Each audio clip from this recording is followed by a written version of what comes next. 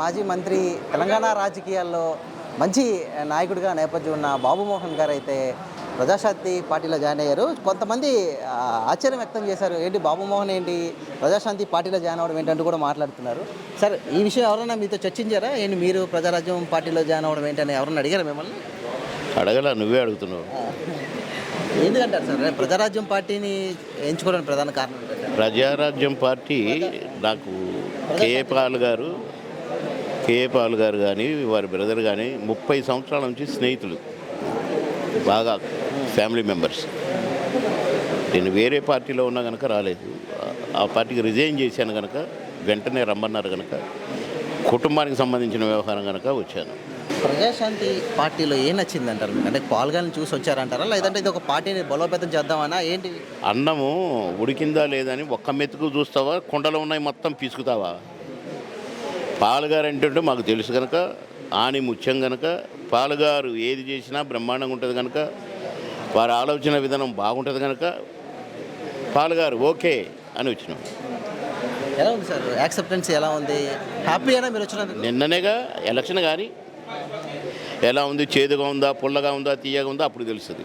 అంటే మీరు తెలంగాణ వ్యక్తి కాదు, నేను ఆల్ ఓవర్ ఇండియా కాదు, నాకు సన్మానం జరగని దేశమే లేదు. నన్ను ప్రేమించిన నటుడుగా వేరు, రాజకీయాలు వేరు కాబట్టి ఆ మనిషే ఈ మనిషి, ఈ మనిషే ఆ మనిషి.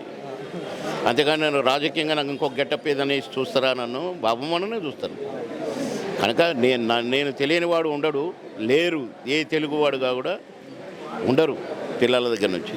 మంత్రిగా పనిచేసిన అనుభవం ఉంది, మీరు 3 సార్లు ఎమ్మెల్యేగా గెలిచిన అనుభవం ఉంది మీరు. అంటే ప్రధానంగా ప్రజాశాంతి పార్టీలు అంటే ఒక పార్టీ కూడా పూర్తిగా ఎస్టాబ్లిష్మెంట్ అవ్వలేని పార్టీలో జాయిన్ అవ్వడం అనేది ఎలా చూడాలి? మీ అభిమానులు ఎప్పుడన్నా చర్చించుకుంటారా? వాళ్ళకి ఏం చెప్తారు మరి? బాబు మోహన్ ఎక్కడున్నా పార్టీని బట్టి బాబు మోహన్ కాదు, బాబు మోహన్ బట్టే పార్టీ. ఏ పార్టీకైనా నేను ప్రచారం చేశాను తప్ప ఏ ముఖ్యమంత్రి కానీ ఏ పార్టీ కానీ నాకు ప్రచారం చేయలే.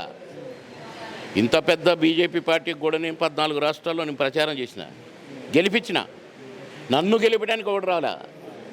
ఒక్కసారి మాత్రం చంద్రబాబు గారిని అడిగితే నీకు కూడా నేను రావాలా, నువ్వు 10 మందికి తిరగలగానే అన్నాడు. కనుక ఇక్కడ ఏ పార్టీ అయినా ఒకటే, మంచి పార్టీ అనుకున్నా చేరిన మంచినే గౌరవిస్తాను, నేను చెడుని గౌరవించను.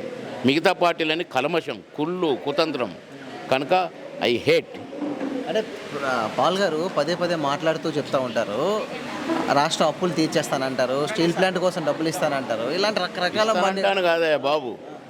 కోర్టు ఆర్డర్ వేసింది ఓకే అని, గవర్నమెంట్ తీసుకోవట్లేదు అంతే. నువ్వు చూసుకో, కోర్టు ఆర్డర్ కావాలంటే పాల్ గారిని అడుగు, ఒక కాపీ ఇస్తాడు, చదువుకో. ఎన్ని స్థానాల్లో పోటీ చేయబోతుంది పార్టీ? అది పాల్ గారు అధ్యక్షులు, వారికి తెలుస్తుంది, నాకు కాదు. నేను క్యాండిడేట్లను పోటీ చేయను, నేను పెట్టను, పాల్ గారు పెడతారు.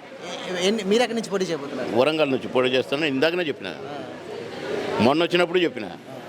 ఎంపీగా పోటీ చేయబోతున్నారు? అవును, వరంగల్ నుంచి. ఎలా ఉండబోతుంది సార్? ఎలా టఫ్ ఫైట్ ఇవ్వబోతున్నారా మీ ప్రత్యర్థులకి? ఖచ్చితంగా గెలుస్తున్నాను. ఎస్. తెలంగాణలో మొదటి ఎంపీ బాబు మోహన్ గారి ద్వారా ప్రజాశాంతి పార్టీ పొందబోతుందా?